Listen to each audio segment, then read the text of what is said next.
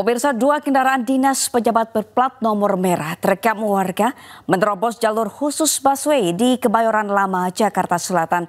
Sontak aksi tidak terpuji itu mendapat komentar negatif ribuan warganet.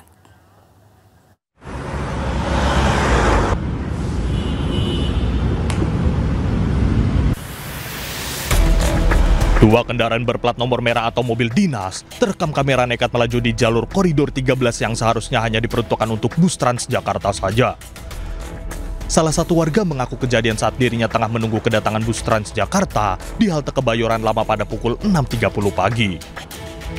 Tiba-tiba mobil yang diduga milik seorang pejabat beserta pengawalnya lewati jalur yang seharusnya tidak boleh dilalui kendaraan pribadi.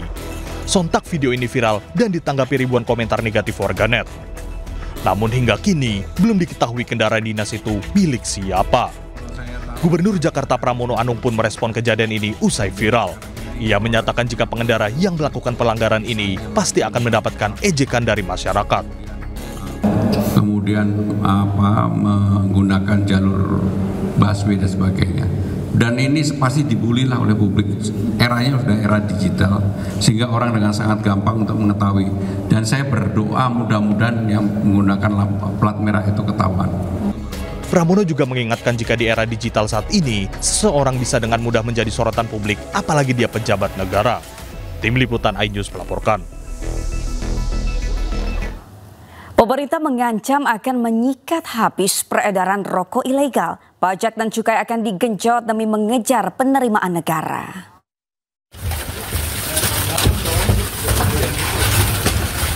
Sebanyak 1,5 juta batang rokok ilegal senilai 2,2 miliar rupiah dimusnahkan di kantor Bea Cukai Purwokerto, Jawa Tengah.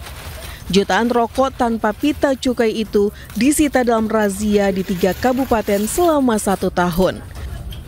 Negara pun rugi 1,5 miliar rupiah. Pemerintah pun terus membidik peredaran rokok tanpa cukai atau ilegal. Tapi saya bilang secepatnya aja. Terus nanti mulai ada, kan udah kedeteksi siapa-siapa yang jual. Kita akan mulai tangkepin. Kami juga akan cek ke ini ya, supplier bukan di situ aja. Di warung-warung katanya ada juga per toples murah gitu ya. Kita akan cek. Yang jelas, teman-teman tolong sebarkan bahwa siapapun yang jual ilegal, rokok ilegal, di tempat mana, saya akan datangin secara random. Dalam APBN tahun 2026, penerimaan bea dan cukai ditargetkan mencapai 336 triliun, naik dari tahun ini 334 triliun. Sementara potensi kerugian negara dari rokok ilegal mencapai 21 triliun rupiah. Tim Liputan iNews melaporkan. Kejaksaan Agung tidak gentar hadapi pra-peradilan Nadiem Makarim. Menteri Pendidikan, Kebudayaan, Riset dan Teknologi periode 2019-2024 ini ajukan pra-peradilan usai ditetapkan tersangka korupsi laptop. Mas Menteri, kata-kata hari ini Mas Menteri. Mas Menteri. Usai ditetapkan tersangka korupsi laptop, mantan Mendikbudristek Nadiem ajukan pra-peradilan. Kuasa hukum menilai penetapan tersangka Nadiem tidak penuhi syarat minimal 2 alat bukti permulaan, salah satunya berupa audit kerugian negara dari BPK atau BPKP. Kejagung pun tak gentar hadapi pra-peradilan, sementara terkait bukti yang ditanyakan kuasa hukum, Kejagung menyebut akan membahasnya di persidangan. Pertama itu sudah masuk ke materi pokok perkara, sama ya. Yang jelas itu nanti dalam persidangan yang masuk materi pokok perkara. Kalau pra peradilan itu hanya konsepnya kan hanya sah tidak sah penyitaan, penangkapan, penggeledahan, dan diperluas penetapan tersangka, itu aja. Selain kasus korupsi laptop, saat ini Kejaksaan Agung menangani sejumlah kasus lainnya. Langkah Kejagung yang menindak tanpa pandang bulu pun mendapat apresiasi Mendagri. Sekarang kan trennya juga Kejaksaan dengan baik ya. Nah, kita harapkan akan lebih baik sehingga menciptakan iklim kompetitif di antara anggota yang puluhan ribu, itu akan berpengaruh sekali.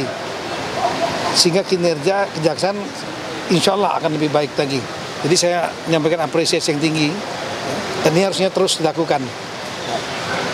Jadi ada reward dan ada punishment juga gitu. Nadiem Makarim sendiri ditetapkan sebagai tersangka oleh Kejaksaan Agung pada 4 September 2025. Ia pun langsung ditahan selama 20 hari sejak ditetapkan di Rutan Salemba, Cabang Kejaksaan Negeri Jakarta Selatan. Akibat korupsi ini, negara merugi lebih dari 9 triliun rupiah. Tim Liputan iNews melaporkan. Presiden Prabowo Subianto menghadiri jamuan makan malam yang digelar Perdana Menteri Kanada Mark Carney. Jamuan makan malam bagian dari rangkaian kunjungan resmi Presiden Prabowo di Kanada.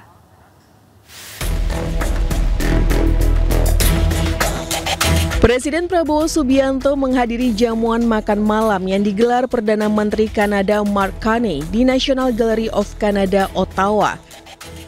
Sebelum makan malam, didampingi PM Kanada, Prabowo berkeliling melihat sejumlah lukisan dan benda seni lain kebanggaan nasional Kanada di Galeri Nasional. Suasana perbincangan berlangsung hangat, kedua kepala negara saling berbagi pandangan seputar seni dan sejarah. Kedua pemimpin negara kemudian menuju tempat jamuan makan malam yang dihadiri para pejabat tinggi pemerintahan. Kehadiran Presiden Prabowo di jamuan makan malam menjadi momentum sekaligus mempertegas tekad kedua negara untuk membangun hubungan yang semakin erat dan saling menguntungkan. Maluku Utara jadi provinsi dengan pertumbuhan ekonomi tertinggi. Selengkapnya usai jeda.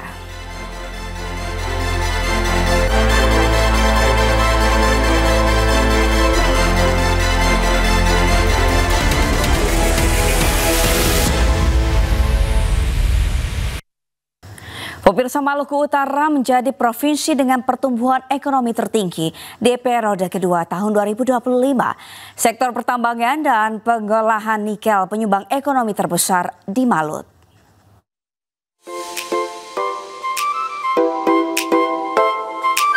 Provinsi yang dikenal dengan keindahan lautnya yaitu Maluku Utara menduduki peringkat pertama dalam daftar provinsi dengan pertumbuhan ekonomi tertinggi. Provinsi yang dipimpin oleh Sherly Juanda ini tumbuh sebesar 32% di periode kedua tahun 2025. Sherly sendiri dikenal sebagai sosok yang dekat dengan masyarakat. Berarti ibu sebenarnya tahu ini sebagai salah yang kemarin itu berapa? Sekarang itu tahun ini Pak, dia lansia, janda, bertinggal sendiri, itu bantuan hilang serentak. Berdasarkan data dari Badan Pusat Statistik, pertumbuhan ekonomi di Maluku Utara mencapai 32%.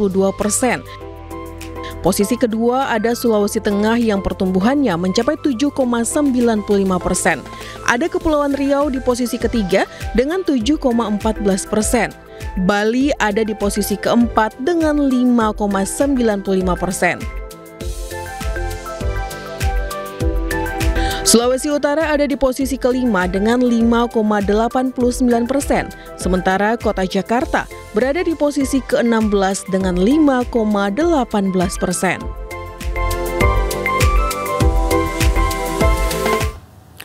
Mengembangkan pariwisata di mata dunia, Indonesia kembali berinovasi dengan melibatkan kekayaan kuliner Nusantara. Kuliner Indonesia diharapkan mampu menjadi daya tarik global, membuka peluang bagi pelaku kuliner lokal menembus pasar internasional. Nah pemirsa, informasi tadi sekaligus menutup Pemimpin Rakyat hari ini.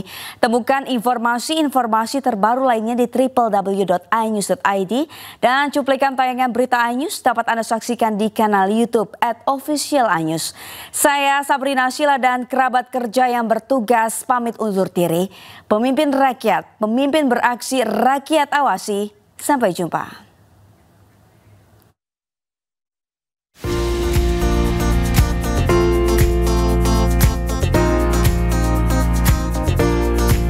Mendorong pariwisata di Indonesia mendunia melalui gastronomi dan kuliner, Kementerian Pariwisata luncurkan program Wonderful Indonesia Gourmet. Program ini akan digelar di 2 kota, yakni Jakarta 25 September hingga 28 September dan Bali 28 September hingga 1 Oktober 2025. Indonesia juga mengundang 15 media asing dan key opinion leader internasional untuk mengenal lebih dekat restoran dan produk kuliner anak bangsa. Indonesia Gourmet adalah selebrasi atas keunikan dan keanekaragaman gastronomi Indonesia. Visi kami adalah untuk memperkuat citra Indonesia sebagai destinasi pariwisata gastronomi unggulan di mata dunia. Misinya adalah menjadikan Wonderful Indonesia Gourmet sebagai sarana peningkatan ekosistem pariwisata gastronomi dari hulu ke hilir, menggerakkan ekonomi, serta menciptakan lapangan pekerjaan. Program Wonderful Indonesia Gourmet sebagai daya tarik pariwisata yang menghadirkan kekayaan alam, budaya, dan kuliner Indonesia untuk dikenal di mata dunia. Melalui rangkaian acara ini, Kemenpar bersama Indonesia Gastronomy Network juga meluncurkan buku Indonesia Gourmet sebagai panduan menjelajahi ragam kuliner Nusantara. Dari Jakarta, Bagus Prasetya, Dede Rudi, Yudi Permana, iNews melaporkan.